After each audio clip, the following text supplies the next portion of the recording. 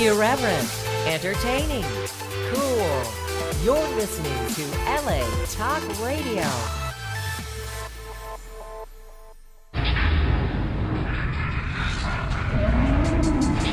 Powerhouse Paranormal Topics with the umpires of the unexplained. Sheena Metal. That's right. It's Haunted Playground right here on LA Talk Radio. For more info on the show, hauntedplayground.com and latalkradio.com. Don't forget to email me and let me know what you think of the show and my fabulous guests. Every week on Haunted Playground, psychic readings, healings, spiritual counseling, paranormal and spiritual and psychic questions, and all we provide to you for free because we love you here on Haunted Playground. We call it Light Workers Unite, and it's always me and another wonderful light worker or more, and we're helping you out every way we can. And today, this woman needs no introduction. She's practically the Haunted Playground co-host, best Haunted Playground co-host I ever had.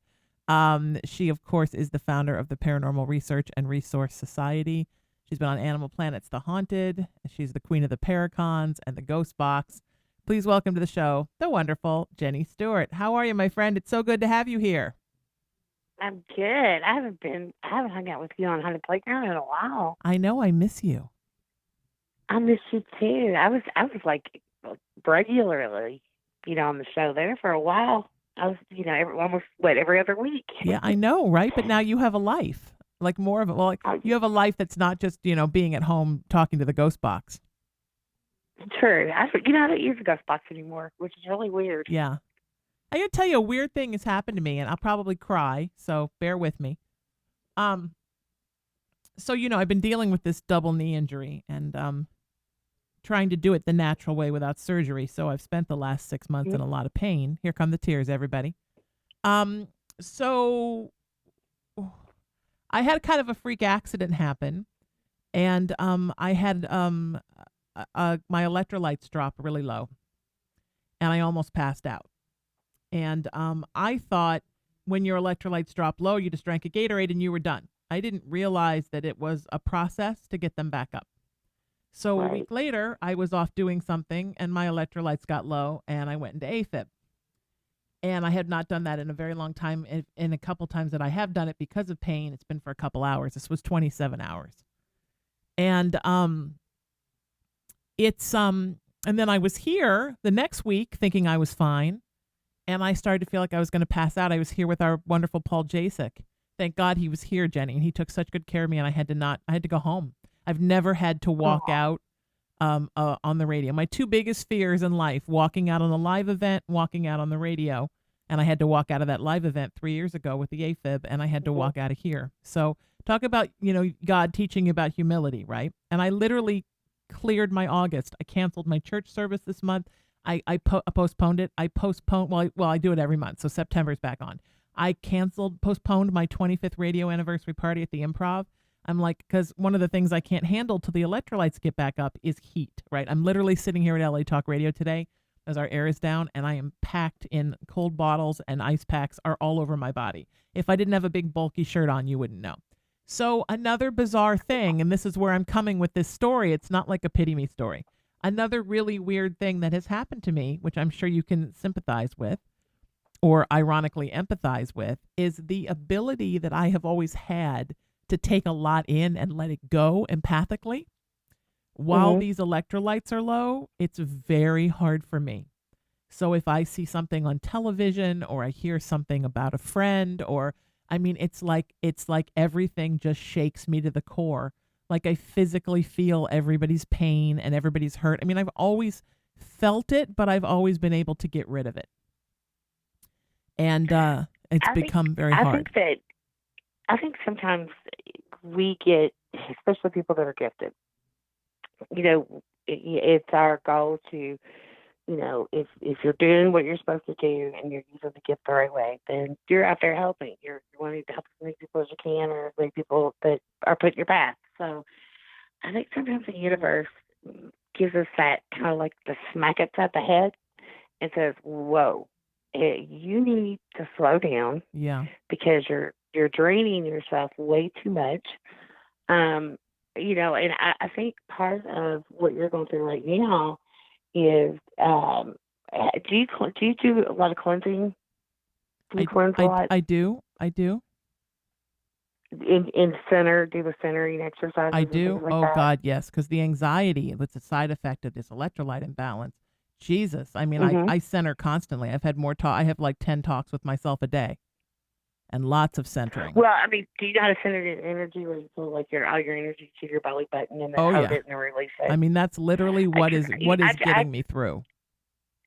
well, see, and I do that. I like we can be on phone. We can do this show, and probably 20 times throughout the show, I'll just unconsciously not even be aware if I'm doing it, but I'll do the pulling in and pulling out.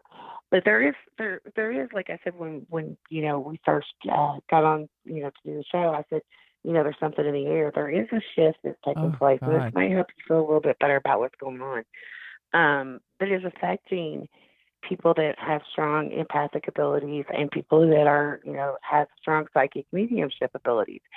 And there's just some weird shift that's causing people to be even more emotional, to feel everything's magnified. It's almost it's amplified. You feel it, you sense it, everything. I've cried more in the yeah. last week then I generally I've gotten good where I'm not that as emotional as I used to be, but I think that part of what you're enduring is that. And I always tell people that have those really they're very empathic, and they don't. And this is spirituality 101, people. When you first if somebody comes to me and says, I think I'm empathic, or, I carry people's feelings and I don't know what to do, I tell them you need to put a raincoat on. You just need to put that slicker on, so Yes. that the feelings, because right now you're not feeling good. Your body's injured. Your electrolytes have dropped. Your body's not where 100%. So of course everything's going to be amplified. So right now you need to try to you know, protect yourself spiritually, physically, and mentally, Yeah. because you don't need to be walking past somebody and picking up their feelings. You know what Yeah. I mean? Yeah.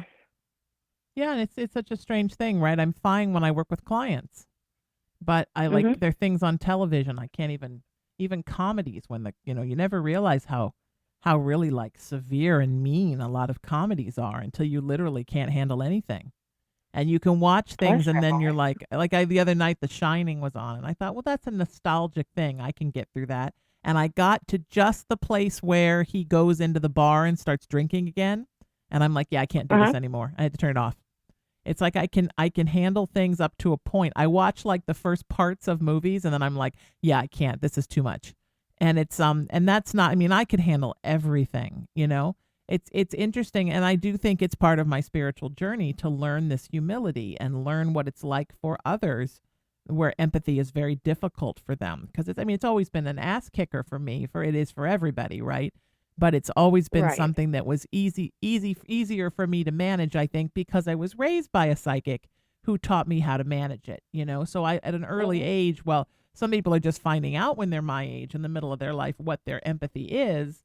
I knew at a young age what it was and how to deal with it because my mother had it so severely and it caused such crippling anxiety and depression. And it is hard, especially when especially when you don't understand. And there's a lot of people that are empathic, and they carry a lot of other people's energy and feelings and don't understand it. And it is really, breaks my heart when, I meet somebody that just has beat themselves down so bad because they just feel like they're such a wimp, or they don't understand why they're having these emotions, and it's kind of like, whoa, wait a minute, if they're not yours. And I think you're hard on yourself. I think you're too hard on yourself I think sometimes. I really do. I I think think I that need to give myself more of a break. Yes. And you do, and it's like when you were telling me about what happened at the studio yesterday and having Paul there, and yeah, last it week, was, 2 weeks ago. Uh-huh. you know, it's almost like I feel like that you are beating yourself up because you don't think that it's okay that you had to walk out during a live broadcast. But everybody else around you and all the people that adore you and the listeners are sitting there going, oh my God, I would have been so upset if you wouldn't have walked out, Right. because your health comes first. You know? Absolutely. And it's interesting. I just sent an email last night to my boss here, and I had this talk with him, and I said, I think that I'm the kind of person that, I grew up an actor, right? Never let them see you sweat. You never tell anybody how you're feeling. Mhm. And I think that in a lot of ways that served me, because I've toughed through a lot of situations that other people wouldn't have. But at the same Right. time, I'm not good at showing what's wrong with me. I mean, I will tell all of you who are watching and listening right now that this knee pain that I have endured since January, that thankfully it's so much better. But at its worst, Jenny, it was some of the worst pain. It was like, the pain of a kidney stone? It was like walking on that pain times 2 every time you took a Ooh. step.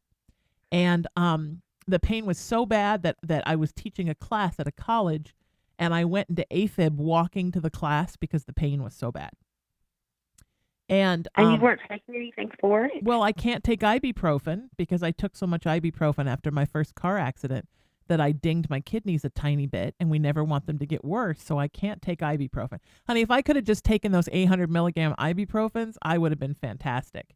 And But so what about pain medication? I mean, you didn't want to take pain medication? I didn't or want to you take. I didn't took get some off? aspirin, and I took some Tylenol, and I did a lot of like CBD topicals, and I did a lot of ice and heat. I still do a lot of ice, but and now I'm to the point where I don't really have to take anything anymore, which is fantastic. Mhm. The pain is still there, and I can feel it, but it's dull, and it's not. You know what I mean? I don't have to It's take not as anything.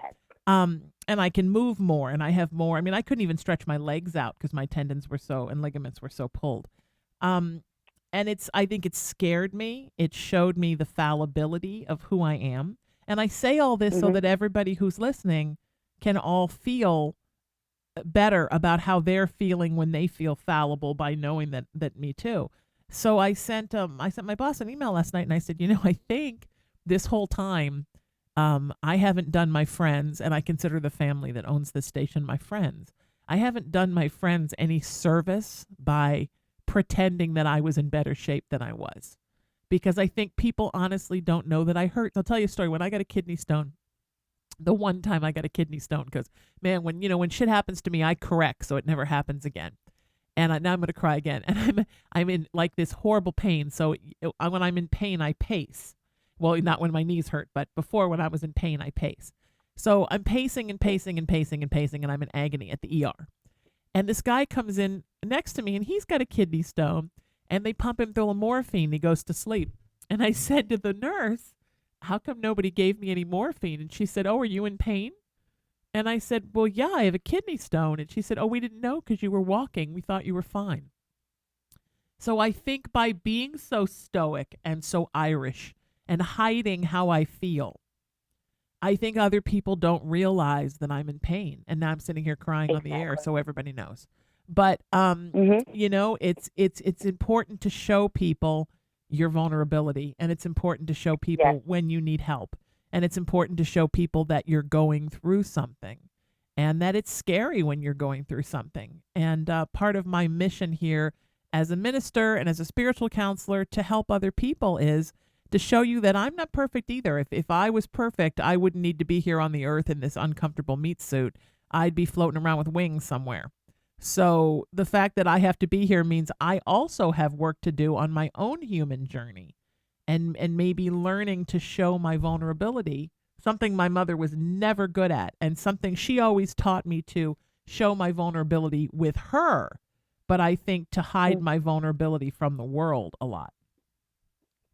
So, yeah, I it's can relate to that, and it was like you read my mind, because what I was sitting there thinking when you were talking was, because I was trying to figure out how I worded it to you so that it didn't come across. I didn't want to come across like I was like chastising you or saying, "Oh, no, you're arrogant," because you're not. Anybody that knows you knows that you're not arrogant. no. I think But you're one of the I'm under arrogant. I think I need to be more. I'm you arrogant. are I need to be more arrogant. arrogant, and you are one of the strongest. I mean, women I have ever met. Thank you. And I've always said that about you. And I know you outside of Yes. the professional Right. part of it. And even the personal part of it, you carry this great strength. And I used to, and this is before I had the aneurysm threat. I wouldn't want to show any kind of like failures or mistakes I made or faults. I always felt like I had to wear this mask. Not that I was being fake, but I just didn't want people to see that I was, I had my faults or that I made mistakes or I didn't always do it right the first time. Because, I had people that would come up to me and say, I'll never forget, there was one lady, I was at an event in Missouri, and always what I do with my public events, I, do a little demonstration with people and then tell my group to, wander around, and I'll come around and work with each one of you. And I walked in on them, and they were doing this flashlight session. And I was like, oh my gosh, and I kind of chastised them, because then I caught myself and I'm like, wait a minute, they believe in it. That doesn't, and even though I don't, I should chastise them. So I kind of, walked away. And I got a message from this lady like a week later, and somehow that came about. She's like, I said, don't pay. I apologize. I didn't mean to offend you. She goes, no. We listen to everything you say. Whatever you say, we listen to. It struck a chord in me. I'm like, wait a minute. I don't want people to feel like that, I have all the answers or that I'm perfect, that I think I'm perfect. And it really, it hit hard with me. But I think that also on the same hand, I didn't want people to see those faults, because I felt like I had a responsibility to make sure that, people, okay, if you're going to listen to what I'm saying, then I got to make sure that you think I'm saying everything right. Does that make sense? Absolutely. Yeah. And for me, I worry about how much vulnerability to show and how much not to show, because Mm-hmm. I understand people need me to be a guiding light for them. So I never know when it's Mm-hmm. time to tell them, hey, you know what? I'm going through some stuff. Um, and because I think we live in a world now, right, Jen, where so many people are just talking all their crap just because they've learned that if you purge something, you get a lot of likes and you get a lot of replies. Exactly. And I don't ever want anyone to think that I'm being that person that's like, like I'll tell a story that I think I don't know if I've told this on the air, but I had somebody on my Facebook, a friend that was putting all these, horrible things up about narcissism and feeling deserted and feeling unloved and this and that. And I don't really react to that a lot, because a lot of people do it. But finally, I started to get very concerned because there was so much of it. And because another thing we'll talk about in between clients today, because I found out 2 weeks ago that 2 of my friends killed themselves.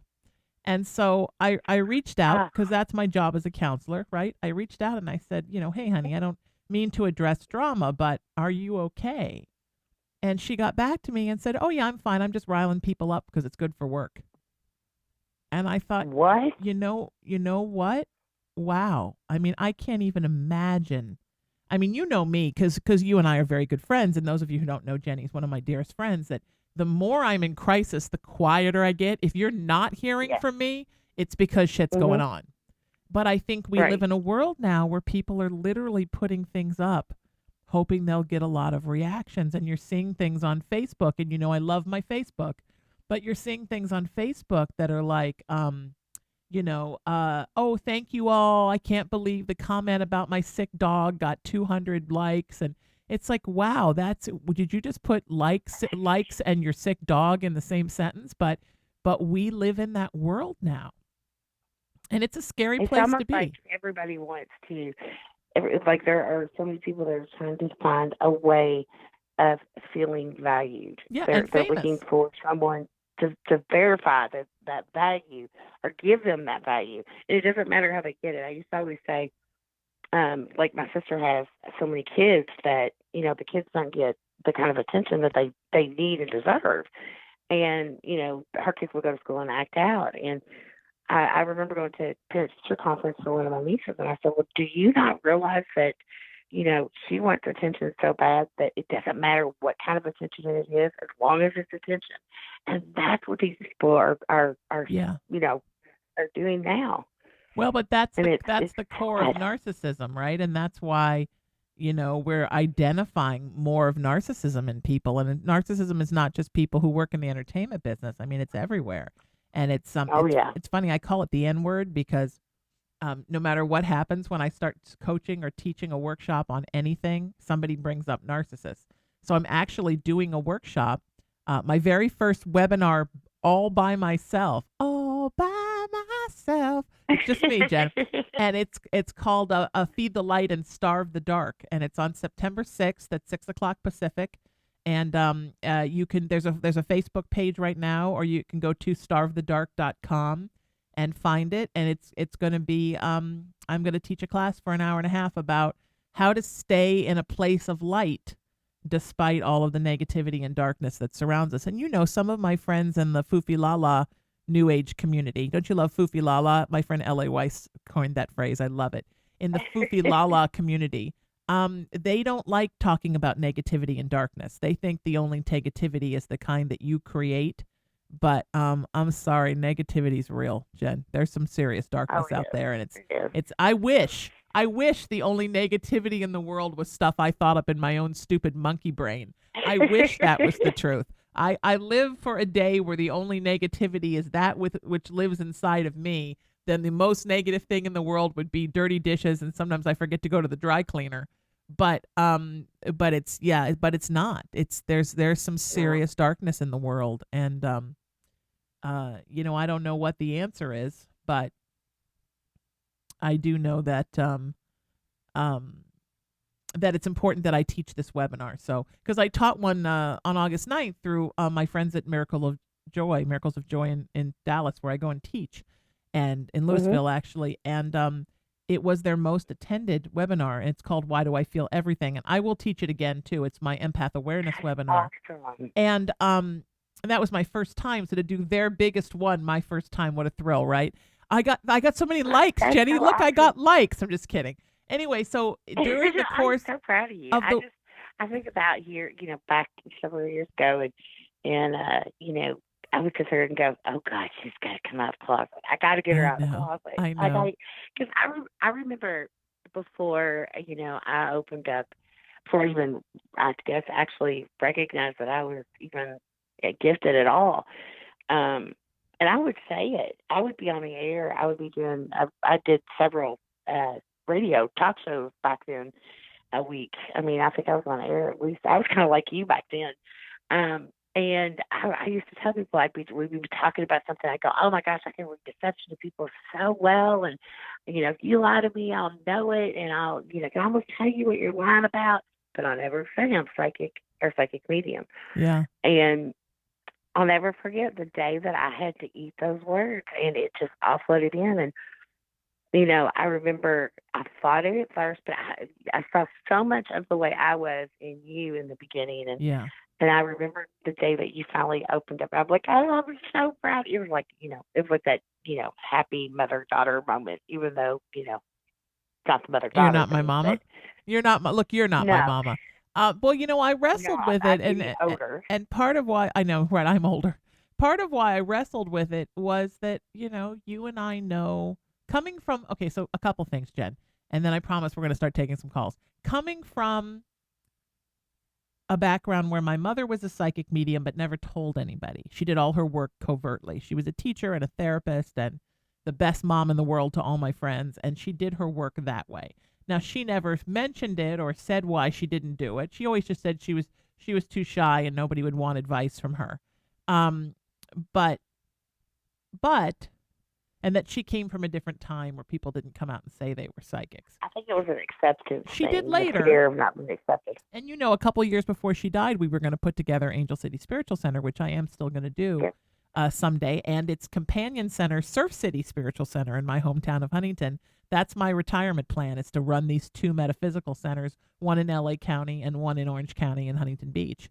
But the problem also was that growing up in the entertainment business my whole life, I mean, I started playing guitar when I was 4. So I've been in this business my whole life, and seeing all the narcissism. And then when I went into the spiritual community, seeing all the narcissism there, I just didn't want to be that person who said I was a psychic to get attention. So I fought it for a long time because of that, because of the attention thing.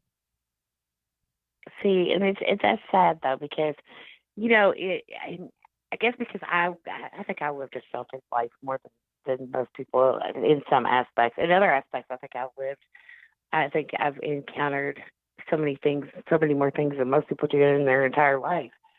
But for me, it wasn't. I remember the first time I said it publicly. It was almost like and I'd been in the paranormal, field for years. I mean, I was already established as a paranormal investigator, and the ghost box thing was happening, and everybody, would look at me for answers with that. And I was doing a presentation on the ghost box, and somebody asked me why I believe the spirits came through and talked to me so clearly in the ghost box more so than other people, and why did I feel like that they were asking for me in other people's boxes and things like that.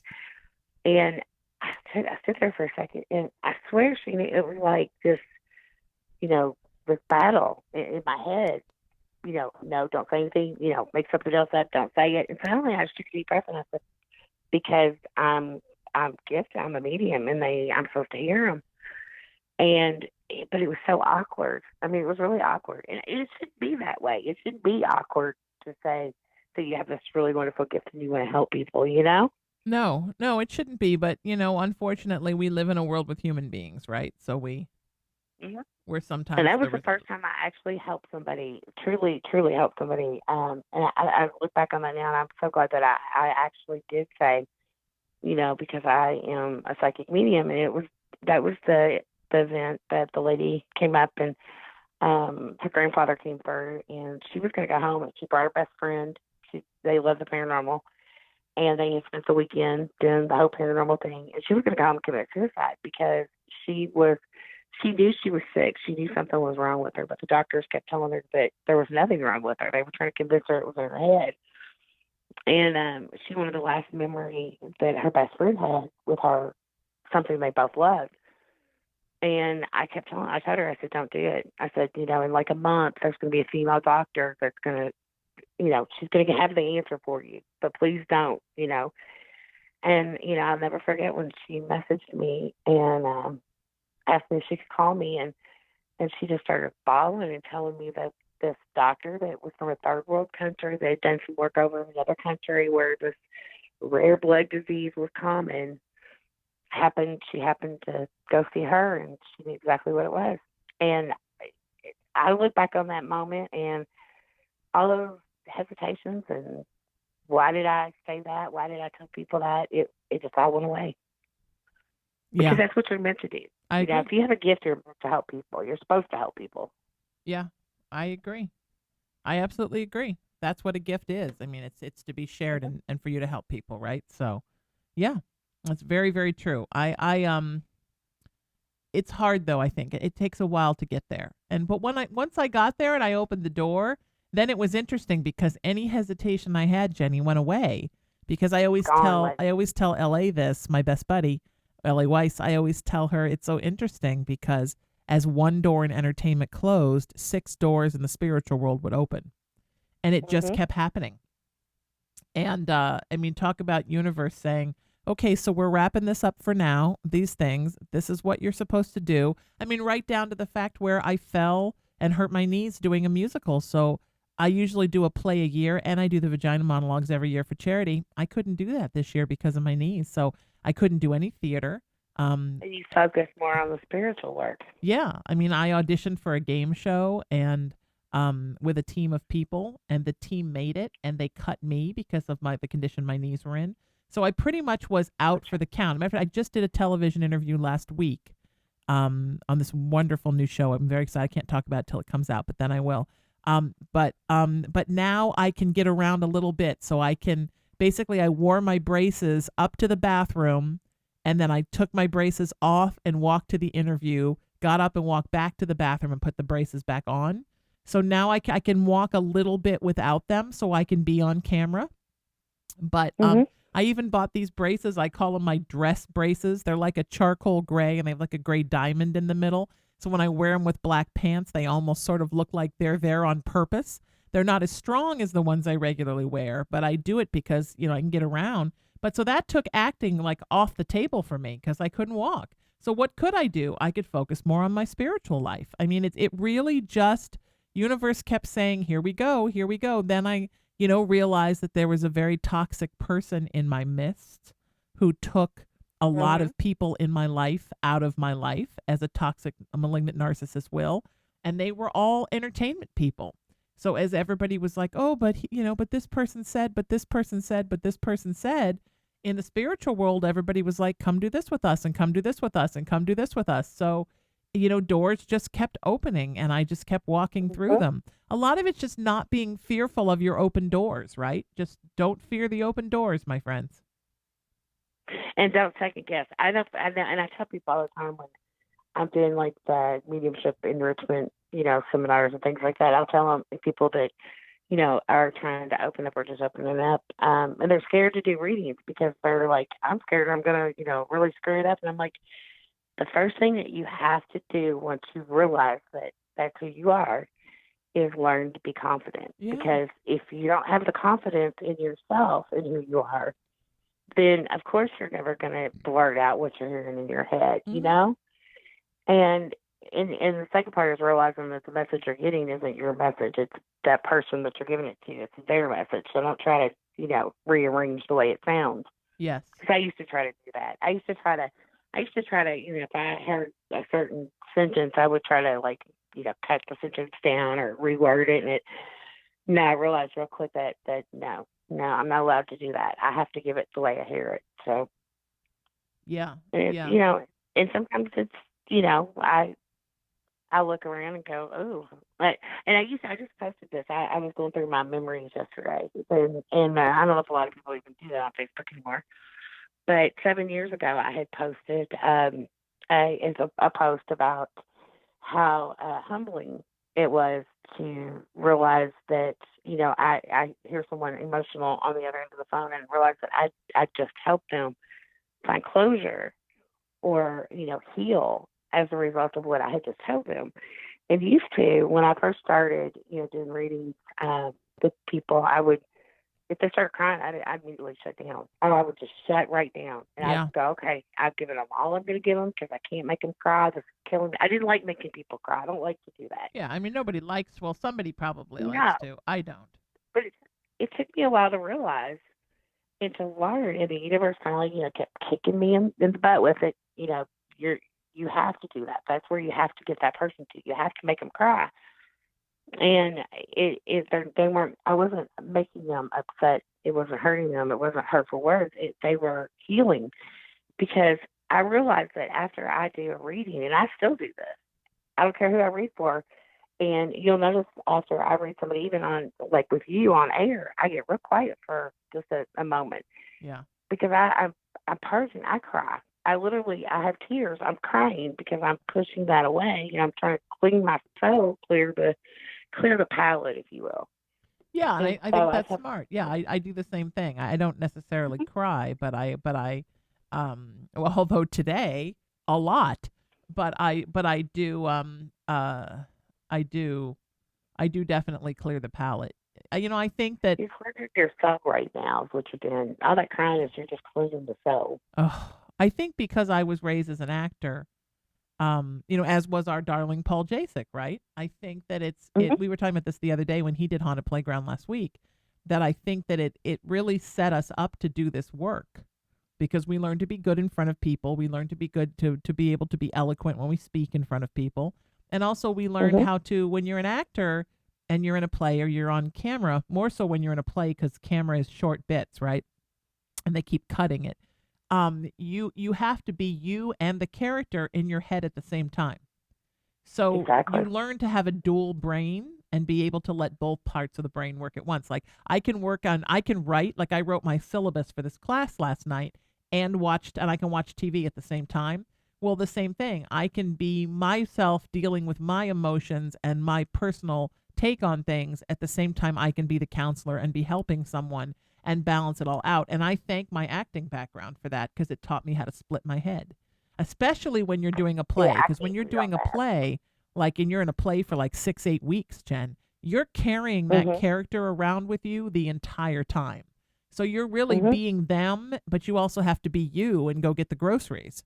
And so that being able to have that duality really helps me to be able to not lose myself in the middle of I can give myself, I have 50%. I can give all of myself to a client, and at the same time I can still be in there dealing with myself and making sure I'm okay, so that I can go ahead and then, 5 minutes later work with another client. So it helps me to not feel exhausted after readings, but actually to feel exhilarated after readings, which I know not all psychics feel that way, but I definitely do. I get exhilarated from it. See, I don't get as drained as I used to. Now, see, as far as theater goes, I actually got a fellowship for theater. Yeah, so you're there too. And I know what you're talking about because I did, that's what I did, a lot of acting in high school, middle school, high school, and college. And I know what you're talking about.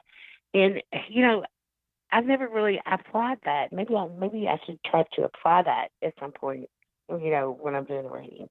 What the things that I learned and how I could be in character but still be aware of myself Yeah. at the same time. Yeah. And I've never applied that way. It took me a long time to learn how to draw from the universal energy and not use my energy. Yeah. Especially when I'm doing energy work. I used to do clearings on people, and they would call me a week later and go, "Were you just angry like 20 minutes ago?" Because I got angry myself, and I'm like, "Oh God," because I was giving them my energy. Yeah. Yeah. Yeah. No, And I don't so do that. I had to learn because I was making myself sick from I it. only give you my energy if I'm giving you love. I mean, I do give you energy if I'm giving you love, then you do get my energy, but I don't accidentally put my stuff on people ever. Maybe I should. And Well, again, it wasn't. That's not that. It's not that kind of thing. It was in that case. What had happened was there was somebody that was spiritually being attacked, and as an energy healer, I had to remove that attachment and then kind of do what I call spiritual surgery on this person. right, sure. And Yeah. it was the very first time I ever had done any energy work, and I didn't really even understand what I was doing.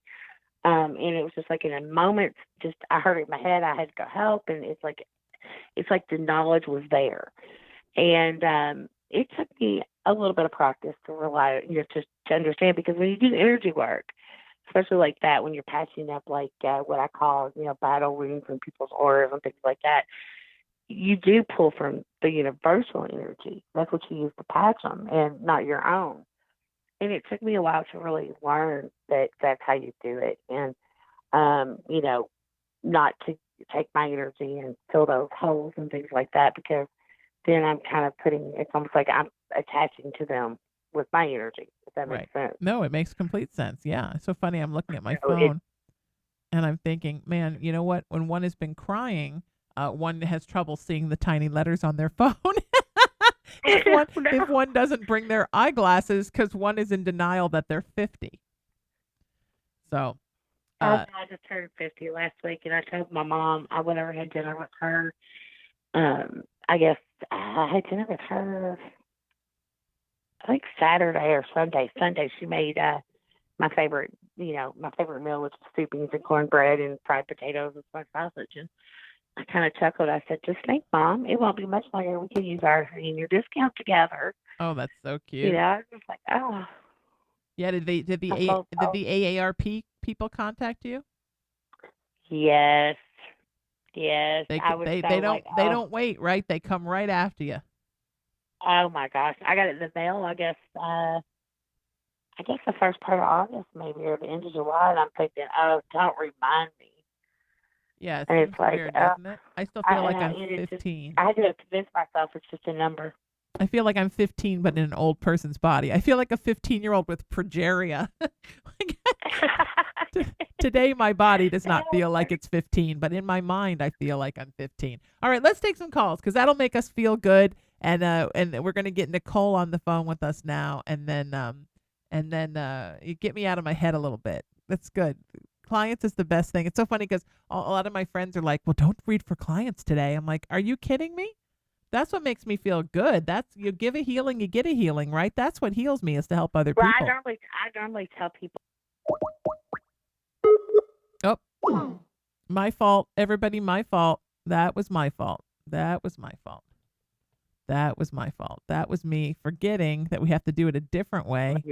You're not balanced, whether you think you are or not. Start that one more And- time, sweetheart. Start that again because I accidentally switched you off because I forgot I have to get Nicole on the phone a Shut me different off. way. You said something No, what about I said was, uh-huh. I normally when I was teaching mediumship enrichment classes, I would tell that one of the things I would tell people is if you're under the weather, or you've been drinking or under the influence, or if your emotional state is kind of not balanced, if you're upset or things like that, you should never do readings. You should never because you're draining yourself. You're putting yourself in a bad position. You should never do it. But you're not like normal medium, so I'm not going to tell you that. I'm not, You're not right? normal. That's because I'm a large. That's why. That's why. Because I haven't been a medium in a very long time. I don't know what that's even like.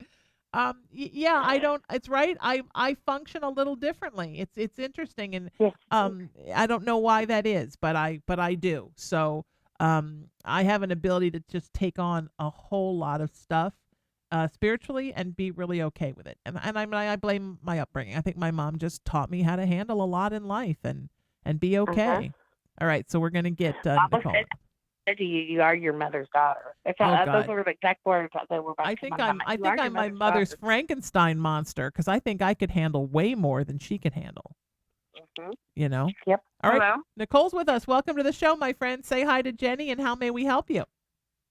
Hello, Jenny. Hi. How are you, Sheena? I'm How's good, sweetheart. everybody? We're great. How are you, honey? What's on your mind? How you feeling? What's going on? Well, as you know, I was in the hospital for a while. Since I've gotten out, it's almost like there's bad things that keep happening to me. I've now got to make an appointment for my appendix. I ended up getting into a car accident. All these bad things are happening, but at the same time, I'm getting these gifts that I haven't had before. I'm able to remember my dreams. My dreams are actually more vivid. Like I'm seeing shadows. Like it's really weird. Ever since I've gotten out of the hospital, and I don't know what to do. I've meditated. I'm just I don't know. I feel like my health wise is getting worse, but spiritually I'm getting better. Well, I You think need to stand up and very firmly take ownership and set your boundaries. And I mean, do it like immediately. Like set your boundaries very clearly. Like I always tell people that a lot of times the dead people are like little kids, and they're gonna push and do everything they can as far as you'll let them. And so what you need to do is you need to set your boundaries. You need to let them know how they're allowed to communicate with you and where and when. And if you don't, it's going to overtake you. It's going to run you over, and the negative things are going to come in. And you need to start setting your house up to where it's kind of like your protected zone. And a lot of times, that way the negative doesn't come in your house. And you also need I cleanse my house often. I do have black tourmaline all over my house. So good. Selenite? What about do you selenite? know how to physically cleanse your body? Do you know how to do a physical cleansing with you can use either table salt or sea salt. Sea salt's better, and either lemon juice or lavender oil, and you make a paste. And when you're in the shower, you put it on all your chakras, and you ask the universe to wash away any energy that isn't your own. Okay. Yeah. And you need to do that at least once a week for a while. Yeah. Okay. Yeah, I'm just very concerned because it's like I said, health-wise, I'm starting to go downhill. But everything else that I've been wanting is my gifts, and they're coming in, but I don't know what to do as far as my health, because it seems like as soon as I'm getting my gifts, my health is starting to decline. Because you're not protecting yourself. Yeah. I agree. And you need energy work done. You've got some gaping holes in your energy right now, and a lot of your energy is being drained out, and a lot of things are getting in. I know, Nicole. I keep saying we need to do that cleanse. I know. I keep stressing that, don't I? Yeah. I keep telling her. Yeah, I'll definitely be having to get that done now because I'm just I'm not. And I'll give you some protection prayers after we do it. That'll help you to to fend off more things coming in, and also, for everybody who's listening to this, not to be pushing my class, but September 6th, Feed the Light and Starve the Dark. Everybody needs to know how to grow the light within you and navigate around the darkness, because like Jenny said, this is a very intense time, and she meant specifically this time, but it's not just this time with all the planets in retrograde. It's just in general there is a shift happening, right, Jenny? That's intense, and this is going to be the time where we all need to, I hate to say this, but really pick a team, right? You're either team light or you're team dark, so get on a side.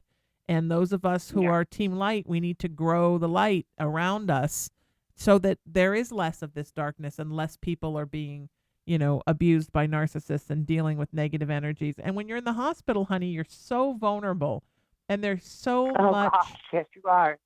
There's so much darkness in a hospital because, I hate to say this, but I'm going to say it. And I've been in the hospital many times. Dark things hide in a hospital because they're looking for vulnerable people to prey on.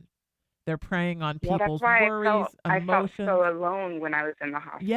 Yes. And a lot of that is that the darkness is telling you, like, you're going to be alone forever. And nobody gives a damn about you. Part of the thing that I've gone through with these health problems with my knees and with this electrolyte thing the last 7 months is me saying to myself, look, I don't have a spouse. I don't have kids. I have no siblings. My parents are dead. I don't have any aunts or uncles. I have no grandparents. Like, I have some friends, but they have their own lives. Like, what would happen if something happened to me? Like, what would happen? And, there was a time when that would panic me. And then one of my best friends was like, well, you'd come and stay here and I'd take care of you. And then my other best friend was like, well, we'll take care of the cat. And just knowing that, like, those two things were taken care of. But I mean, it's when you don't have a lot of support around you as far as the kind of family. Like, I have tons of friends that are my family, but I don't have that family, people that are obligated to take care of you from the time you're born kind of thing.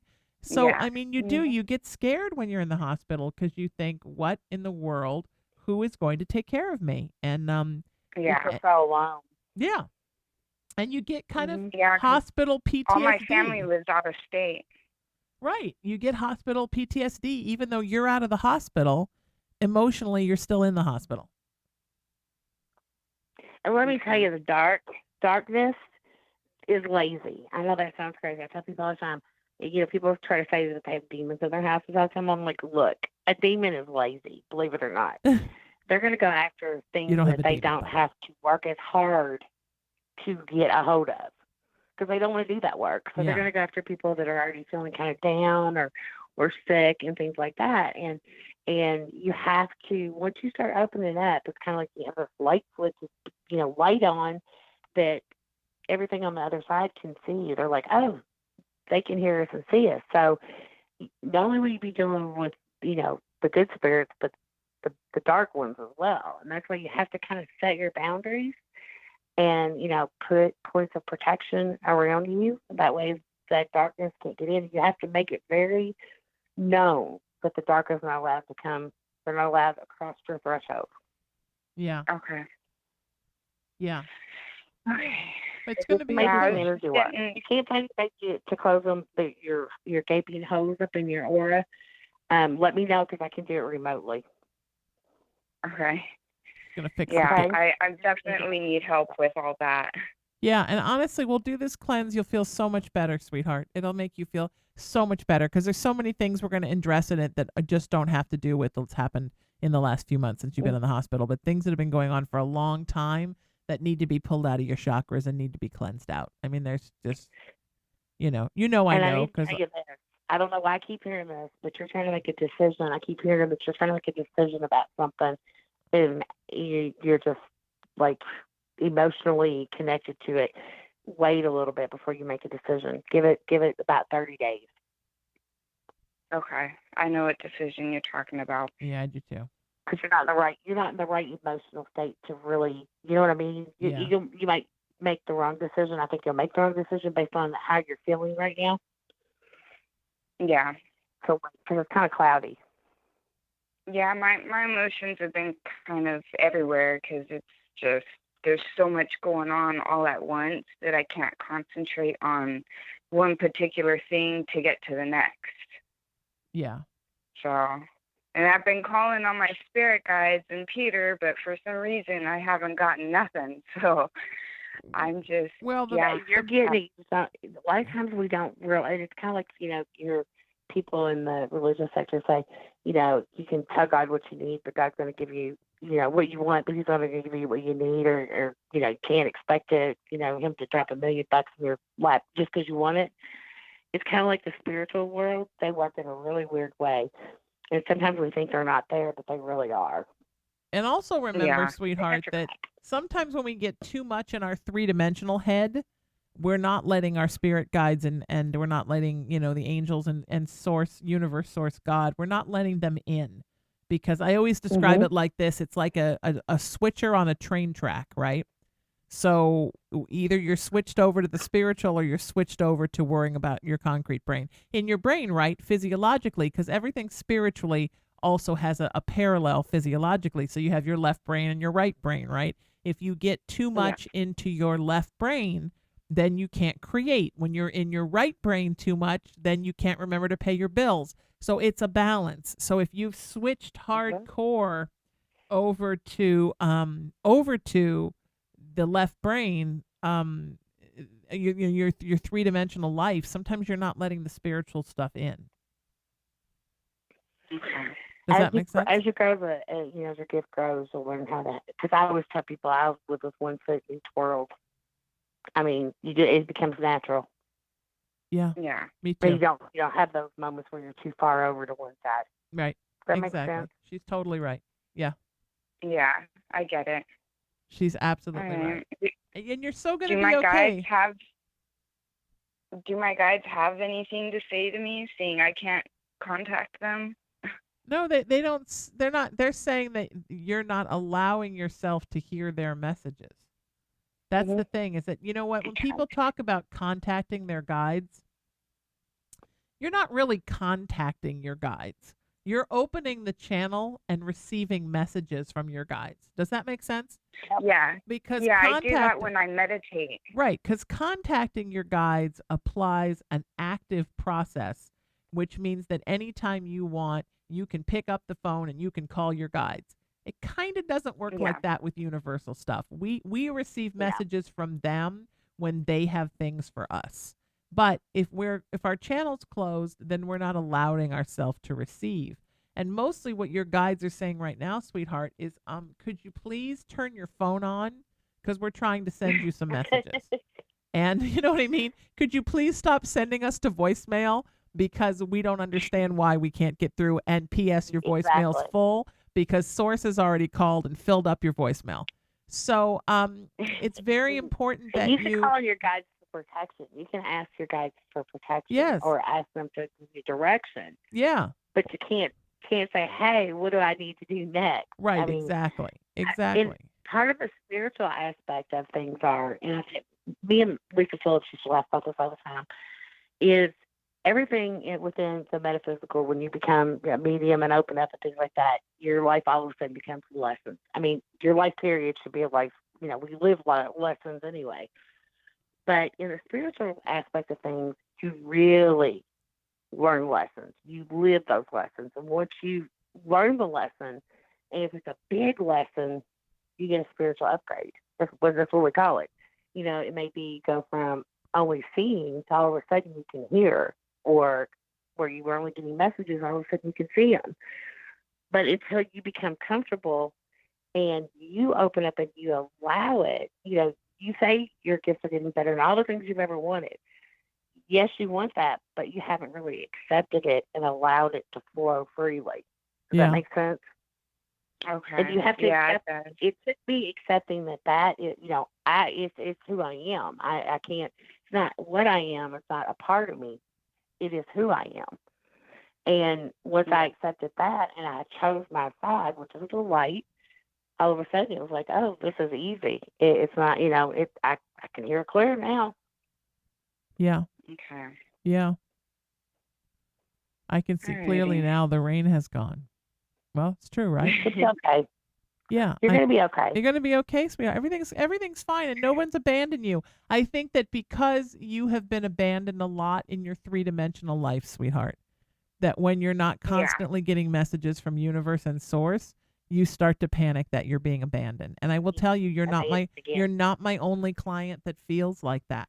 I mean, I work with a lot of people who feel like that. Like, why is the universe abandoned me? Why has God abandoned me? And it's everything from sometimes even if, you're dating somebody and then they suddenly disappear. Like, why can't you make him come back? Why has God abandoned me? It's like, honey, God is like, wow, I just helped you dodge a bullet, sweetie. So, a lot of times we assume that we're being abandoned. And you're never abandoned, honey. The source is always with you. Your guides are always with you. Your guides are assigned to you at birth. Think of them like celestial social workers. They're like your caseworkers. They're not going anywhere until the day you die because they're in charge of you for this incarnation. That's their job. They don't quit. They don't go away. They don't scream like, F you, take this job and shove it. It doesn't work that way. They're with you forever. Even though sometimes they probably sometimes they give you a big old eye roll, but they don't ever desert you because they're just not allowed to. I think that sometimes people forget because people do things like that. Like one day your best friend is just like, oh, I don't like you anymore. We assume that celestial beings operate the same way, but they don't. If you tell a spirit guide, this is your job, you take care of Jenny Stewart, and for 50 years, last 50 years until the day she dies, they're like, oh, okay. That's not, they don't say like, well, I don't know. I don't really want to. I quit this job. I'm going to go work at Contempo Casuals. Like, it doesn't work that way with celestial beings. No celestial being has ever. You're trying too hard too. You gotta stop trying too hard. It's kind of like that. You just gotta let it happen. Just let it come naturally and let it. Let things progress because they know how it should progress. You think that you know, or you might think that you're ready, but they're sitting back going, not yet. Just let it happen. Just naturally. Just let it. Just stop trying to force it. Yeah. Okay. And Thank don't you, be so ladies, eager, so much. sweetie. It happens in the time it's supposed to happen. It's not all going to happen overnight. It didn't happen for Jenny overnight. Didn't happen for me overnight. I understand when you really want your spirituality to get rolling, but know that like Jenny said, that universe is giving it to you as in the time frame and the quality and the quantity and the time that you can handle. So there's a reason why you're not getting everything all at once. And trust me, you don't want it all at once. The same way that you don't let your son have all his Halloween candy the night of Halloween. It's the same reason why. There's a reason why you can only have one bite-sized Snickers a day. My mom would be like, you can have one a day. And I'd be like, what? I wanted that was always the disappointing part of Halloween. Oh my God, I wanted to just sit there like Augustus Gloop from Willy Wonka and just devour the entire bag. See, my mom never was like that. My mother, she'd make us let her look together and check it, and it was ours. You eat it all in one setting, and then you just don't have some when your sisters have some.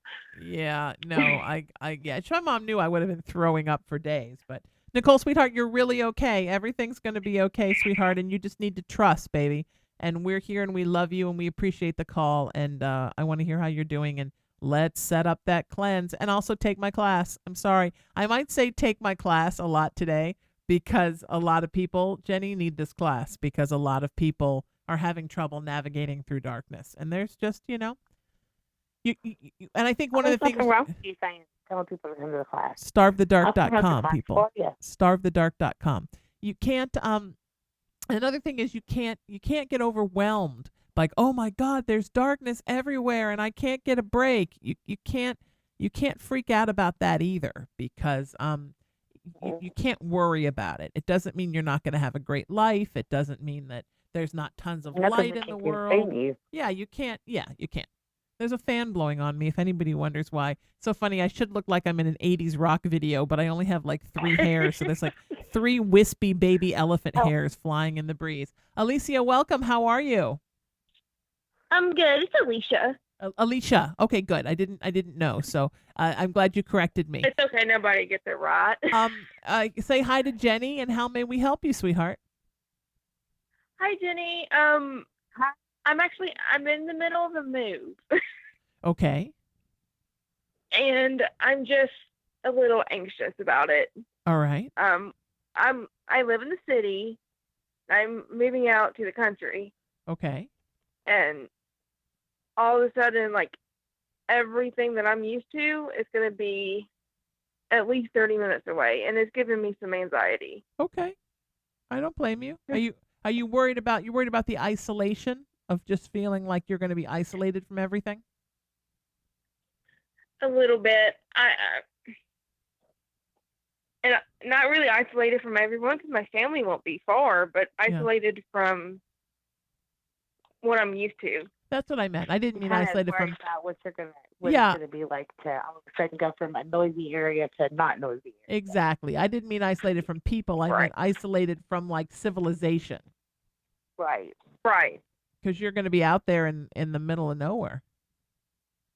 Right. Get you a nature or they make CDs with noises, or you can download apps. Because you're gonna have trouble sleeping probably for the first couple of weeks because it's gonna be too quiet. Get a fan first of all, and get Right. get an app that has city noises because you're so used to those noises that when you get out there, you're gonna be like you're gonna hear every little single like noise, and it will amp up that anxiety if you don't.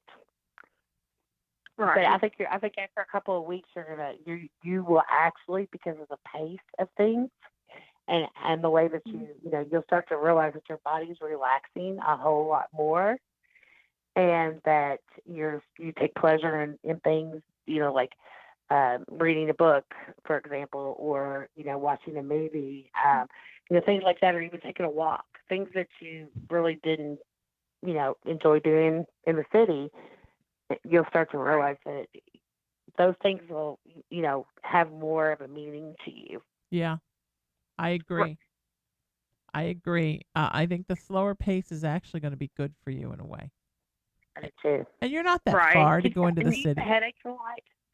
Do you get headaches a lot? Ma'am? Oh, Do you get yeah. headaches? Yes, ma'am. 'Cause I keep picking up on headache. I keep picking up that you get headaches a lot.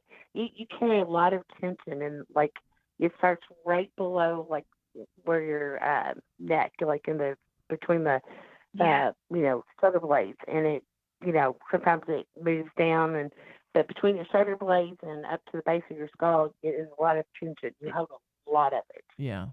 Yeah. Too Right. much And you worry, gotta stop sweetheart. trying to fix everybody else's problems, sweetheart, because Yeah.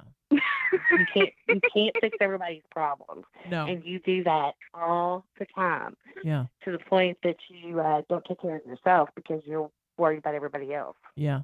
And also, I sweetheart, do. you also feel, gotta sweetheart, stop like it. you're not deserving of that. Like you're not deserving of the love and attention that you give to other people.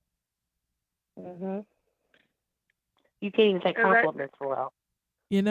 And you I don't. are, sweetie. You're so deserving of that. The country is going to be good for you for that because, see, when you move to the country, because I moved back home, and my husband and I made sure we bought a house that's like 20 minutes from everybody else, my family, for the simple fact that if they called, can you go do this? I don't live in town. I can't come help you. I get to pick and Right. choose who I help now. But you need to focus on yourself, and I think being in the country, it's going to kind of force you to do that because you're going to be more Right. dependent on you, and other people aren't going to want to drive all the way out there to, hey, I need help, so I'm going to drive out there. Does Right. that make sense? And That makes tension will sense. start to Yeah. that. Yeah, it's going to be a Right. good time for you to have some meditative time, some good solace time, some time for you just to devote to you, So you can learn to really nurture yourself the way you nurture other people. And let me tell you something. I'm somebody who always put everyone else first. So I'm speaking from experience. Sometimes Yep. you just have to Sure do does. what's good for you, and you just have to take care of you. You know, last night I was going to Right. do a Facebook video. I was going to do this. I was going to do that. And I'm like, no, I'm going to rent 2 scary movies on pay-per-view and just sit there and watch scary movies and do something for myself. Now, I worked the And whole goodness time. are good. Right. I did my class syllabus, but I just took some time Right. for me and just enjoyed me. I have to remind myself it's okay to do that. And I need to Right. ask you this. I don't know if it's you or if it's somebody else that's waiting to talk to us, but is there a male in your life that's very controlling? My father. Okay. Yeah. Send me a Facebook message so that I would rather talk to you privately about that. Okay. Okay. You can find me I'm on It's Facebook. Susan Stewart. Okay. Okay. All right. And one quick question: do I need to cleanse the house before we start moving in? Yeah. Really good. Always cleanse the house before you I move. always do. Yeah. Yeah. Always Okay. cleanse the house. It just clears away Oh, the good. I got stagnant some energy Florida water the that other people day. there. Yeah. Cleansing the house is always a good thing, Right. sweetheart. Mhm. And and this is also for Nicole, if you're still listening, Nicole, and I know you are. Don't just cleanse the house. I mean, yeah, I'm a fan of sage. A lot of my witchy friends are not, but I'm a big fan of sage. I say my eloquent advice is always sage the shit out of it. But after saging the Right. shit out of something, bring in something you really like. Like I like lavender, I like cinnamon. Some people my mom liked vanilla. Something that's just mellow and lovely and reminds you of taking a nice hot bath or like the best date you ever had. Because after you cleanse Ooh, it, okay. how nice to then fill it up with love. My mom loved roses. She loved the smell of roses, so she would burn a lot of she found this incense one called Old Victorian Rose, and she would burn that. And so it always has, it is the cleansing, but then it also is the replacing. Even what we were talking about earlier, Jenny, with selenite and black tourmaline. I'm a huge fan of them for cleansing. Of course, I have my Good Vibrations crystals, and the first set I ever created for people was cleansing with selenite and black tourmaline. But after you cleanse something, then pull something in that you really love, like amethyst or rose quartz or a tiger's eye or something that makes you feel warm, and replace the cleansing with Right. something warm. Otherwise, you're living in it's like a sterile hospital room. It's great that it's cleansed, but it doesn't have any vibe. And so You're not setting your Right. intentions too. Yeah. When you pull something in that's positive and loving, Yeah. you're setting the intention of what you want your home to feel like. Yeah. And I tell people, get candle warmers, that you plug in and Yes, put those candle exactly. belts in. Those are the best thing in the world to put in your house because you can put, salt water in them and just let those simmer, or lavender oil, just anything. Yep. And it's kind of the lazy way to cleanse a house anymore, but it works, believe it No, or I not. think it's a beautiful way to Yeah. do it. It's a Right. gentle way, or even get a water diffuser. I have a Mhm. water Right. diffuser that I love because then it actually humidifies with water, which is also cleansing and spiritual, and also puts out a Exactly. scent you like. Or I'm even a girl I like an old fashioned incense stick. Like give me a Nag Champa stick, and I'm a happy girl. Mhm. I think that we're so Right. worried in the spiritual world, Alicia, about protecting and cleansing, and all of those things are wonderful and they need to be done, but we don't spend enough time talking about the replenishing and another thing I would do, sweetie, is what, if the place has a fireplace, make a fire, bake cookies, bake brownies, let the place smell like the delicious happy smells music. of people living in it. Take a lavender bath, Right. just something so the house smells like happiness. Right. I And don't. you can get some sweetgrass. Sweetgrass, I always tell people that the first time you clear a house that you're moving into, sweetgrass is really the best way to go. But If not, sage works, but sweetgrass is the best. Right. I do have, like, I keep incense on hand because witchy friends and all that. I have lavender, I have honey blossom, and I mean, I just love my house to smell good. Yeah, it's wonderful. All of that stuff is good. Honey is a fantastic cleanser. All of those things are beautiful, and also just laugh, turn on music, have happy memories, do things that just feel good and warm that house up at its core when you first get there. I think we forget about those things. I live on a pool. I live in a townhome, my house up here, and I live on a pool. And I open the windows and just the sound of like kids splashing in the pool and people barbecuing and people laughing and playing music, and to me that it just always sort of feels like a vacation is going on outside my window. And sometimes in the afternoons I just like to nap while all those sounds are happening, because it just feels good to like feel people's happiness. So, I think we greatly underestimate how it's really the little things that build us back up after we've used the tools to cleanse. And the only reason you're doing the cleanse, sweetie, is that you're just cleansing out other people's stuff that might be there, because you don't know what they brought. And then I'm also a big fan, crystals wise, of the second set I created was grounding. I'm a big fan of always grounding yourself, because we live in a world where a lot of folks are ungrounded, so we should be grounded. Grounding and happiness, I think, are two things that we really neglect. But you're going to be great. The new house is going to be great. The move is going to be great. Like Jenny said, you're going to be happier than you've ever been, and you're going to learn to really take care of yourself. This is going to be a very big transformational shift for you, this move. Thank you. That's confirmation. That's like the second person to tell me that. Absolutely. You're going to be a different person. Take your time with it. When you contact us, next time you're going to be a different person. And you have my information. Please stay in touch and let me know how you're doing. Let Jenny and I know, because we want to know what's going on with you and how you're doing. See, I feel better already just helping people. It's like I was made to help people, Jenny. I think it's just really in my spiritual design to make people feel better. So I haven't said this yet, but let me say it. If you want to get on the air with us, you text me, 818-437-0886. I know that's in the information that's all over the Facebook post. But if you want to get a reading, text me, 818-437-0886. And I'm sure, Jenny, you've shared that post already. But I've just put it out all over Facebook. We have a lot of people sitting in our chat room right now, which makes me very, very happy that there are so many folks in our chat room. They should text me so they can get a reading, I always say, if it's your first time, with me, and I don't know how, if you've listened to Sheena before, but I always say you should have a question. I always like when people have a question. Yeah. And don't give me too much information. People sometimes they'll call in to get a reading, and they give you all the information before you can even tell them what you want to tell them. Yeah.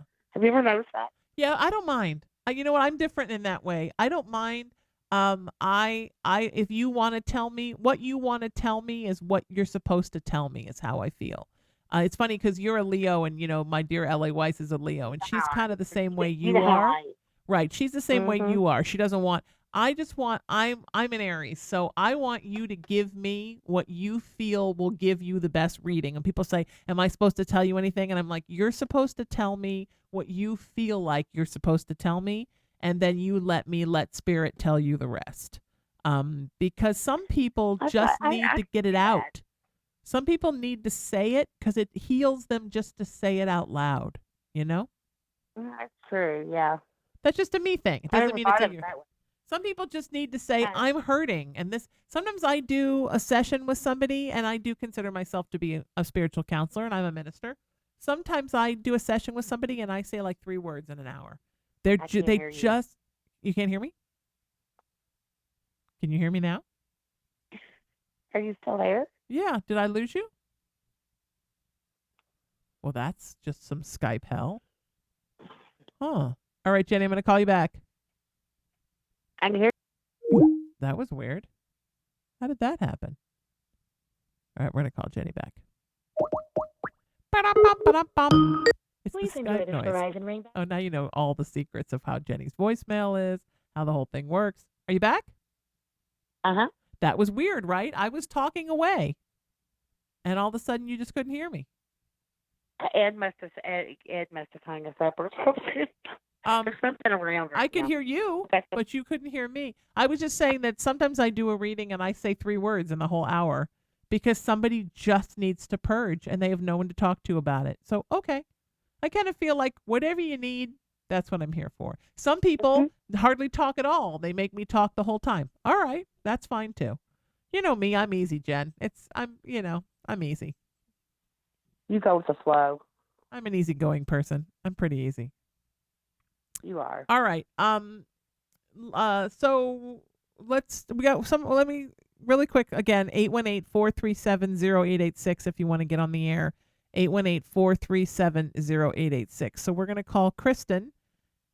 And while we get Kristen on the line, just text me your name, and it helps if you give me a first and last name because it's because there's so many people in my phone that it's when I put you in the phone and I put you in the Skype system, it's, if I just put like Mary, it's like there's like 5,000 of you. And what if I call the wrong one and she doesn't want a reading?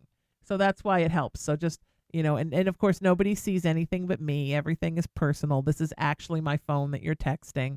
Actually this is the replacement phone. I'm still waiting to upgrade to my permanent phone. So I was going to say you're brave. That's your phone number.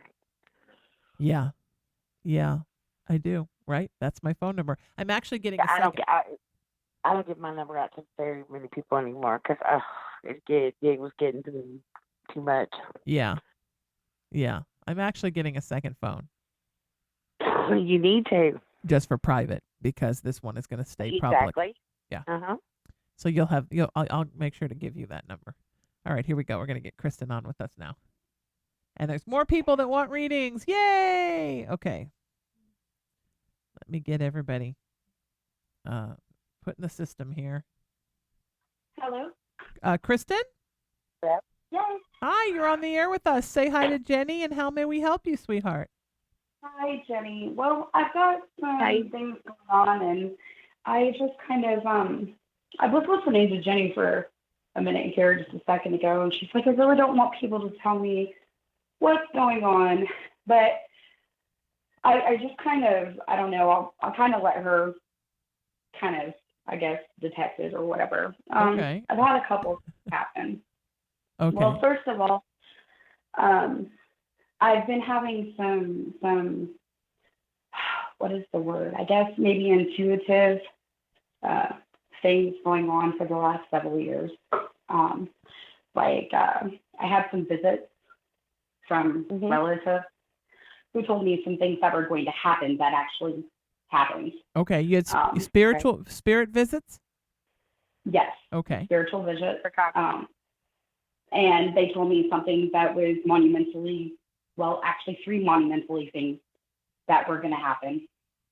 All 3 things happened. Okay. And then it just, I don't know, things have just been different. I've been told that I am highly intuitive, but I don't know how to really, I guess the word would be to like explore that or to enhance that, I guess would be. And then another thing is I've been having some other issues going on as of recently, some pretty serious issues. And pretty much I feel like I pay attention to things around me or things that are going on, and some things it feels like there have been messages sent to me and I don't know how to take it. Okay. Well, okay. I think your fear in that, the doubt. Exactly right what I was now. going to say. You sound confident in what you're saying, and please don't take that the wrong way. But subconsciously, I'm absolutely confident. I guess you're I'll scared share to death it of it. Yes, I'll share it with you. So 3 years ago, there was an 18-year-old child who was shot in my backyard. Wow. Not like my backyard, but like the alleyway next to my backyard. Right. And there was two people who had committed this heinous crime. They stabbed his cousin that was in the car with him. The cousin survived, but the child succumbed to his issues, to the shots. And my roommates and I saw from a bedroom window, and we dialed 911. And so shortly after that, I had been having some issues with, it sounded like somebody was messing with me. You know what I mean? Like trying to get my attention. Just, Sure. they would wake me up.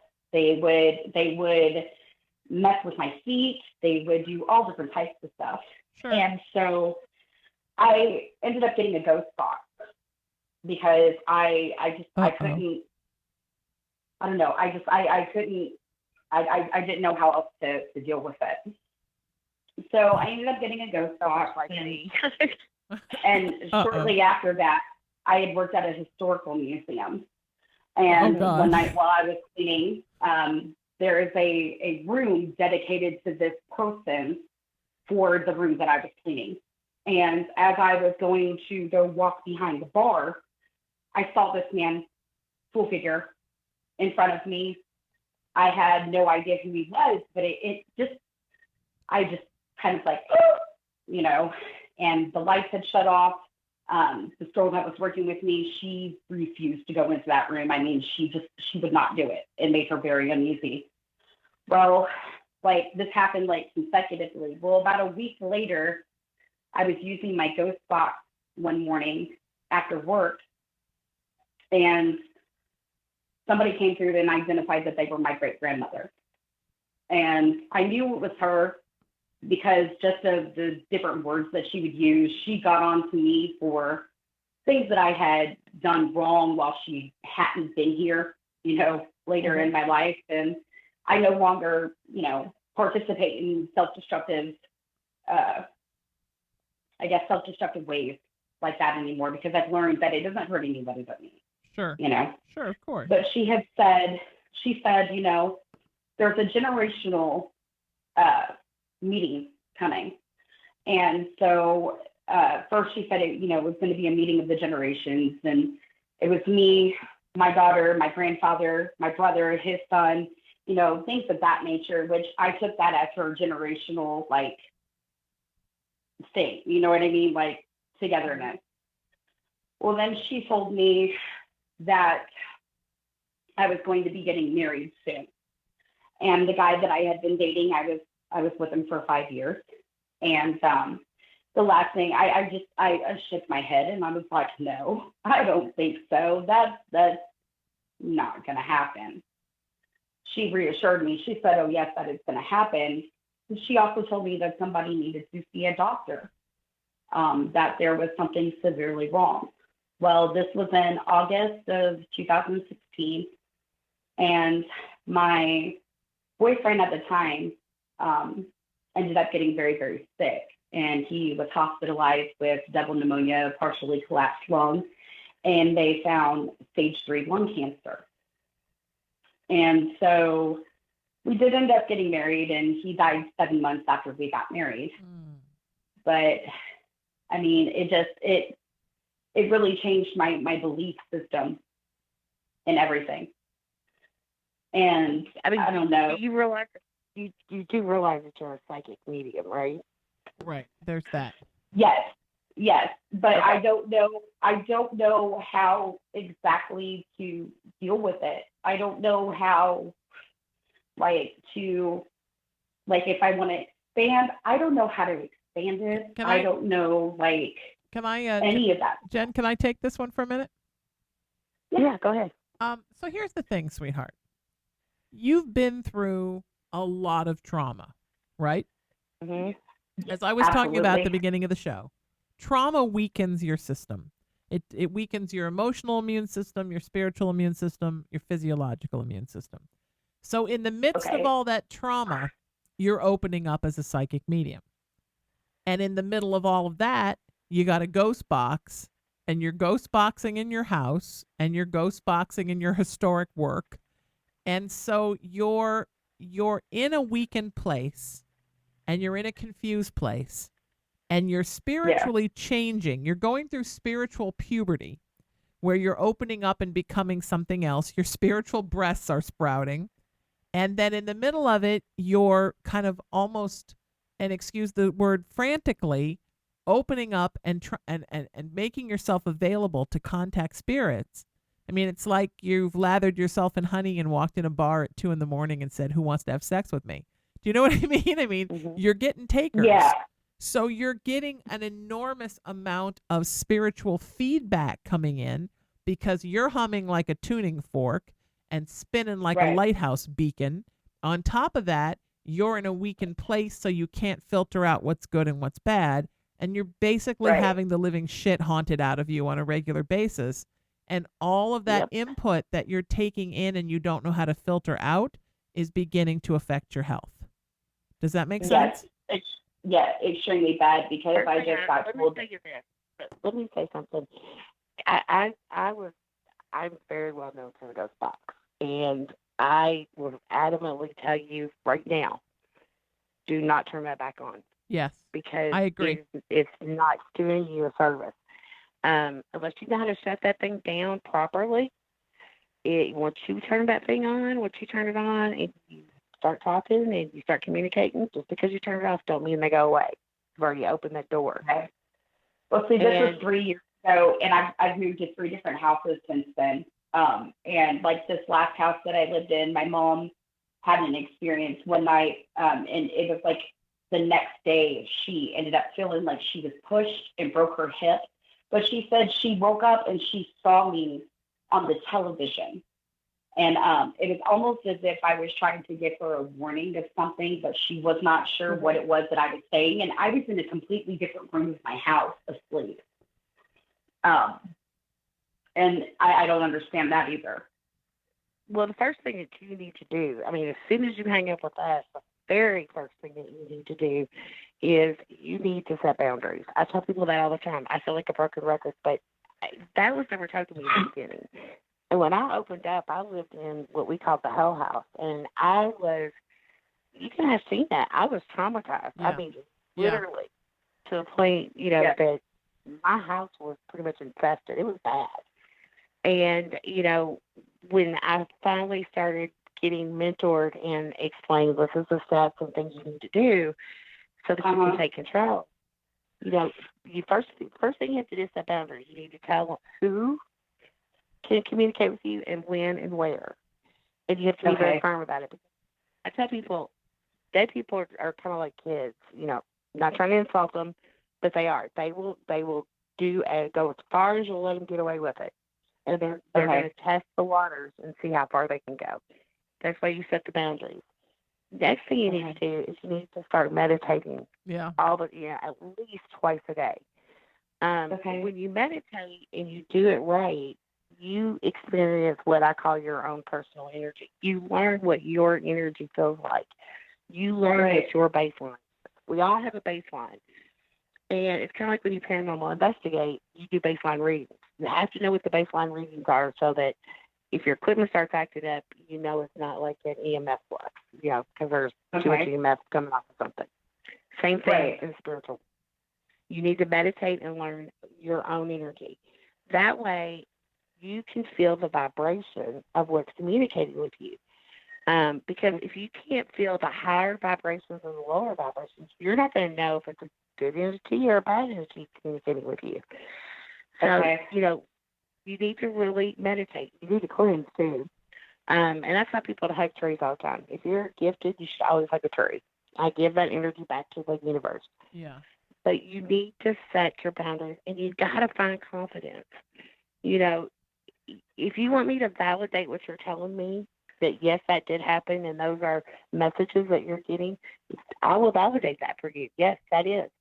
But you've got to believe it. Until you believe it and you're confident enough in yourself that what you're hearing is really a message, it's not going to do any good. And you've got, and like we talked about, I think her name was Nicole, it's happening. It's progressively happening. It's a progression of opening up. They're giving you so much, and they're saying, okay, when you learn to use what we're giving you, we'll give you a little bit more. But we're not going to give it to y'all So what you need Okay. to do is work with what you have already. Get a notebook, put it next to your bed while Mhm. you're dream journal. I call it dream journaling. And I tell people that are trying to open up and learn what's a message and what isn't. Mhm. If you have the ID channel, cable channel, watch Yes. those true crime TV shows with the I watch notebook. them all the time. Okay. Okay, sit and write as you're watching that show. Write down the things you're hearing in your head. Okay, Okay. write it down without thinking about it. Don't read what you're writing. Just write it down. And before they expose the ending of the show and tell what happened, look at your notes and see what you wrote. Okay. It's the best way for you to really start to find that confidence in yourself. Yeah. Okay.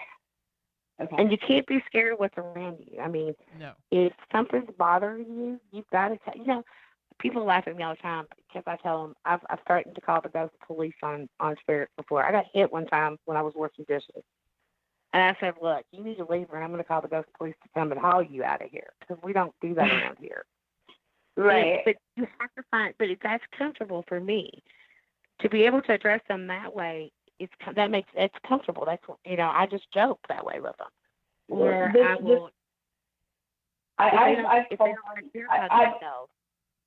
right. I've called on the Archangel Michael if I'm being Mhm. bothered by something. Like there was this one spirit that was in the house that when I had first lived there was multiple spirits in the house when that kid got shot behind my house. Mm. And this one, she just would not leave me alone.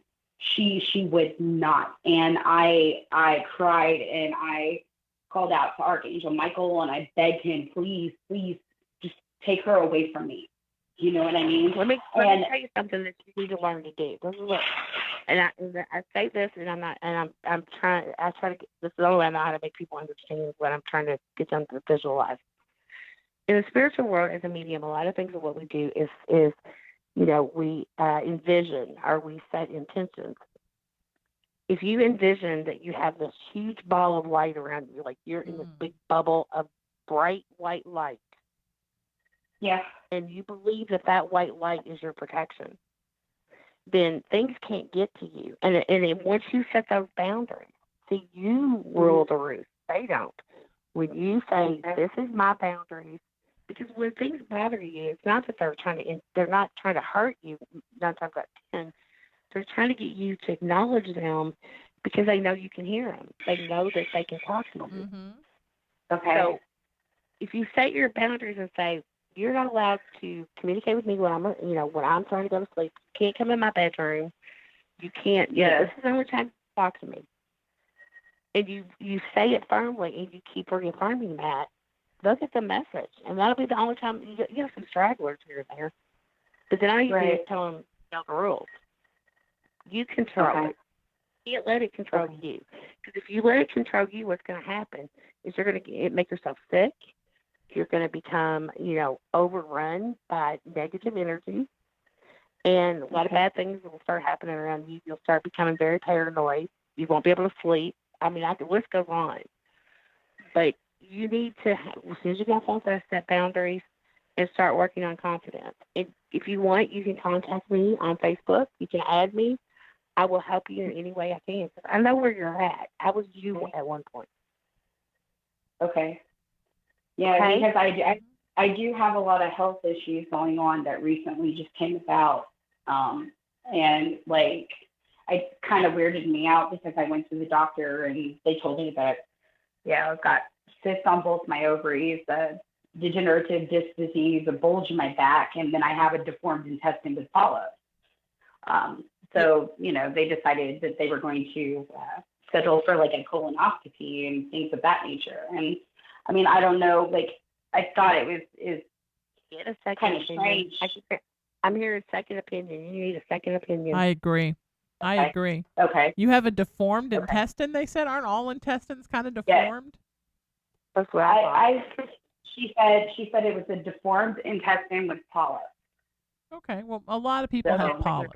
I think the colonoscopy is always good because they need to check the polyps and make sure they're good because polyps can get funky. But but anything in your body can get funky. But I think that everybody's most people's intestines I mean, you have like, what, 35 feet of intestines? So most people's intestines get a little kinked or weird somewhere. Yeah. Just talking to some friends the other day, and they, are all 50. They'd all gone to have their colonoscopies, and they're like, "Oh, I had my colonoscopy, and I have a little bit of diverticulosis." And it's like, most people by the time they're 50 have a little bit of diverticulosis. If that's what your colon comes back with, that's a good thing. It's like saying, you know what I mean? It's like we all have a little bit of something. So, So get a second opinion. Get a second opinion before you don't let anybody cut into you till you get a second opinion. But definitely go get a colonoscopy and let them biopsy those polyps. Just because, why not? The thing is, I know that I haven't had a colonoscopy yet because I don't have any risks, so they let me do the kind where this is kind of sad, but you put your poop in a box and it's a little right. Well, I'm sure it's very fetishy for some people. That I hope nobody in the mail steals my poop in a box, but and my mom got them all the time because she had problems with diverticulosis that became diverticulitis back in the days when we didn't eat right when we were in her generation when they were young. So you develop stuff like that because you didn't know about fiber. Every time she got a colonoscopy, she always had some polyps, and they were always like, oh, nothing. And a lot of times they'll just snip those polyps right out while they're in there, and you don't even feel it. Yeah. So and then you're done. I'm rather young too, so I mean I'm not at the normal age that you should be getting that just yet. But if they think they're there, then let them get rid of them. It's no big deal. They do it during the colonoscopy usually. It's easy peasy. You don't feel a darn thing, and then they're done and they're out and they're finished and you're done, and then you don't have to worry about it. And then they'll come back and say, oh yeah, these polyps are no problem, and then that's the end of the story. Okay.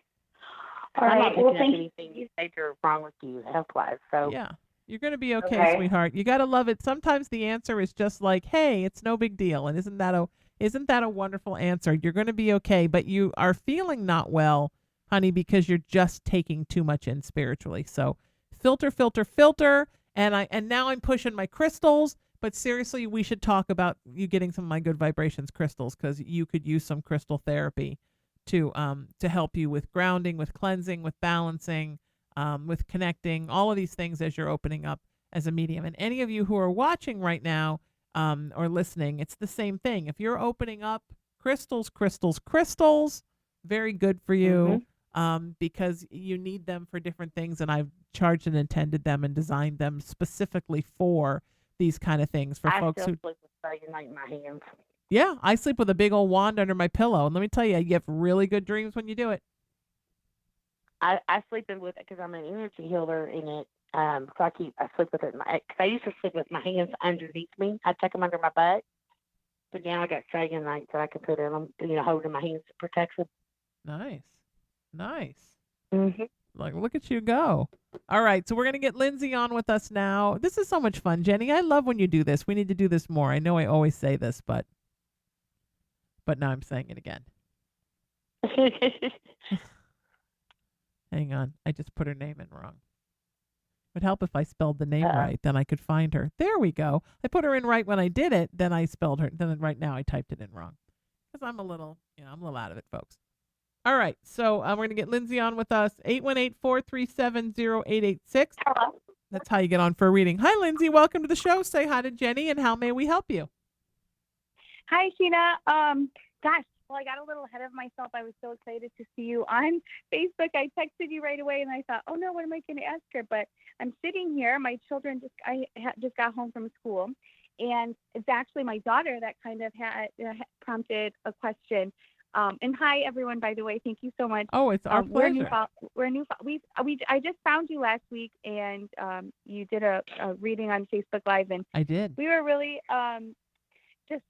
we were so excited about it. It was really right on, and we really appreciate you, and we're very excited new followers. Oh, thank you. I'm so excited to have you, and I hope you'll participate in more stuff that I'm doing and get lots of more free readings and stuff. Oh, absolutely. We will. We are looking into everything that you do. Oh, good. So so I have 6 children. This past year, especially, I don't know, I felt a calling to really study, I guess, more about energy and healing and higher frequencies. And we've been doing a lot of energy work. and it kind of somehow brought up one of my daughters. She is a twin. She was born, she's 9 years old. She was born very prematurely, but she's super healthy today. But when she was little, I would say up until probably about age 4, she would do the just really strange things. My grandfather, who I was really close to, had passed when she was probably 2, and at first I was skeptical, but I'm a total believer that she could see spirit, which I have found that is not always uncommon with children. She just had said so many things that she couldn't have possibly have known at her age, and just she would be just in the house playing. I'd ask her what she was doing, and she would say she was playing with Pa, and she would describe his tattoos that she never saw, and we didn't have any photos of, just things that were just really strange. Then she ended up seeing some not so friendly spirits that would, well, we're on the radio. I don't know if we have time for you to describe, but she did see, she wanted to tell you. Oh, she's so cute. Some spirits that really scared her, and it was weeks of her not sleeping, terrified. We ended up saging our home and asking the spirit to leave, and it seemed to have worked. But ever since then, it kind of seemed to kind of turn off her this ability, and she still remembers. She still talks about it all the time, and she wants to be able to open that gift up again. So as someone, I can connect to things that other people can't. Is it possible? How would she do that? Or should she not do that at 9 years old? How old is your daughter now? She's 9. And she hasn't gotten any messages since she was 4. When was the last time she had seen or talked about anything? Yeah, she was probably about 4 or so, 4 or 5. It was after. I think what you're doing as far as the energy work, I think that's really good. Yeah. A lot of times, the belief is that young children, they come into this plane, very connected still to the spiritual, the other plane. Yes, and so always. Up until, till they get to a certain age, like when she got scared, I'm not saying she's not gifted. I'm just saying, at 9, I would let it, if it's going to come back and it's going to open, I would keep doing what you're doing as far as showing her, spiritual work, like the energy work that you're doing, and let her get comfortable, and it'll open up on its own. You don't want to force it open or try to. You really can't, but if it's not coming to her right now, it's because she's not ready for it. Yeah. Does that make sense? Yeah, because all little ones, sweetheart, and Jenny's right. When they come to the earth, you still have a memory of when you're home before you come here, and how when you're home you have a 360 perspective and you see everything. So when they come here, they still have it, and then life sort of socializes and culturalizes it out of them. People tell them that's not real, it's an imaginary friend. They see their friends say, that's not real, you're a liar. And slowly but surely they begin to believe that they're wrong and that it's not happening. Right. And so it's really about that all little ones have it. The strong ones, Mm-hmm. like Jenny and me, it doesn't go away. And for me, Never. it never went away. I was going to say it did go away, but it never really went away. I think I just went into hardcore denial. But after my near-death experience, then it was like in my face, and I couldn't deny it anymore. Because I went back home again, and I got another dose of it and came back as an adult, and I'm like, oh, yeah. But even just in the last year or so have I started really piecing together things that happened to me as a child that were very indicative of it. But I didn't have it as bad as some kids did. Although we always lived in a haunted place, but I blame my psychic mother for that.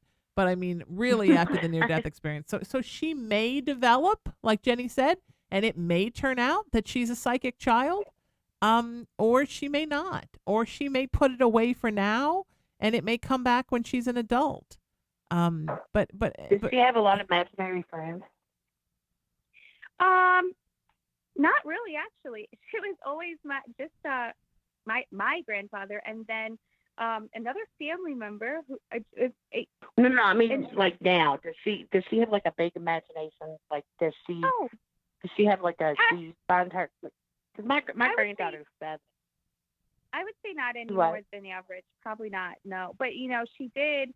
I'm wondering, since you mentioned near-death experience, she almost died a couple of times as a newborn. She had major surgeries. She was in the NICU for the first few months of her life. I'm wondering if maybe that might have had something to do with why hers extended longer than any of my other children.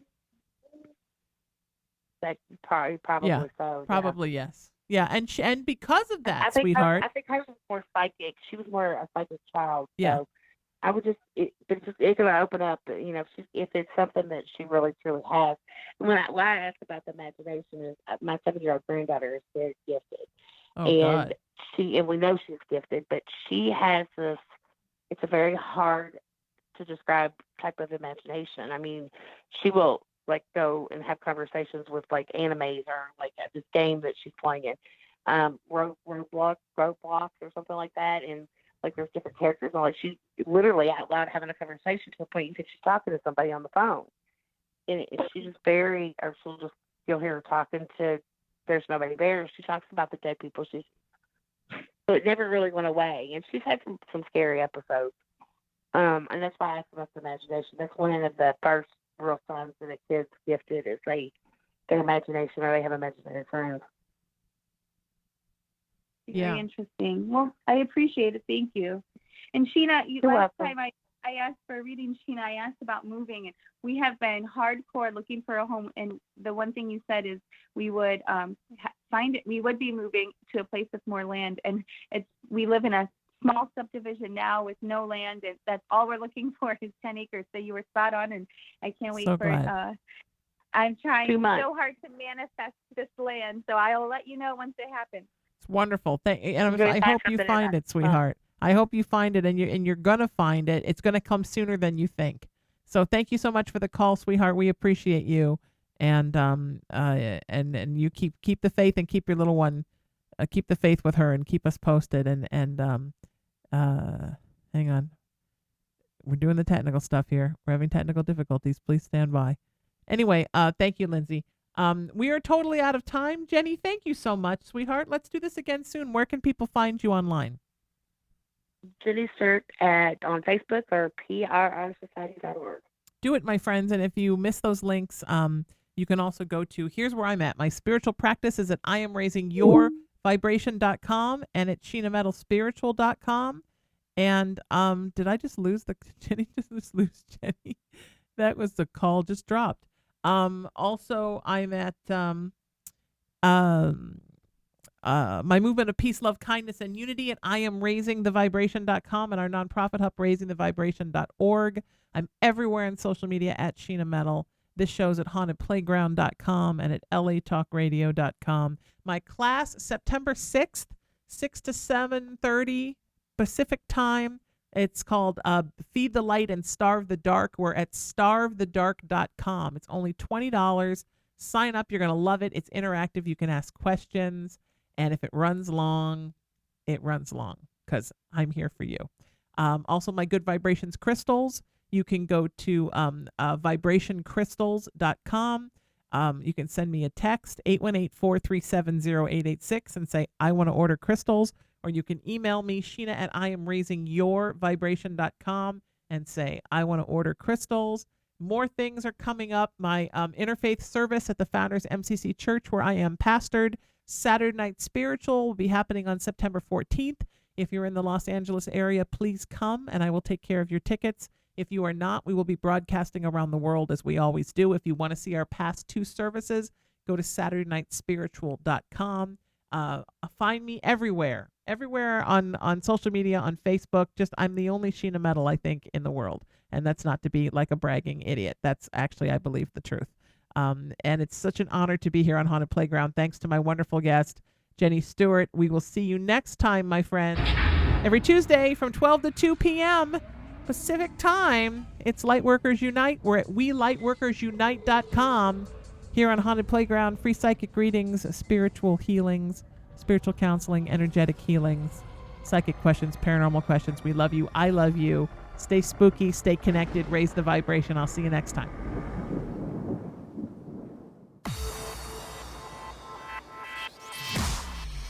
Irreverent, entertaining, cool. You're listening to LA Talk Radio.